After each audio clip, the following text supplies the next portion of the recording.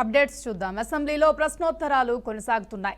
25 లక్షలకు పైగా కుటుంబాలకు ఉచిత కరెంట్ ఇస్తున్నట్లు డిప్యూటీ సీఎం బట్టి విక్రమార్క స్పష్టం చేశారు.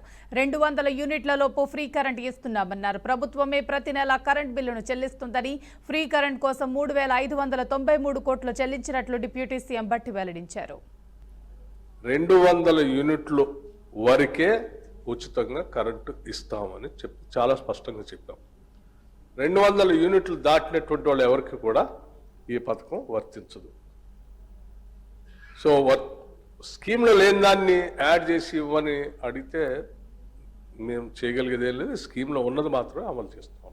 ఈ స్కీమ్ వల్ల రాష్ట్రంలో ఉన్నటువంటి దాదాపు 1,15,00,000 కుటుంబాలు ఉంటే 52,49,777 కుటుంబాలు పెద్ద ఎత్తున ఈ పథకం ద్వారా లబ్ధి పొందుతూ ఉన్నారు. అంటే మోర్ దెన్ 50% పైన ఈ రాష్ట్రంలో పేద మధ్యతరగతి కుటుంబాలు 200 యూనిట్లు వాడుతూ వారు ఈ రకంగా లబ్ధి పొందుతున్నటువంటి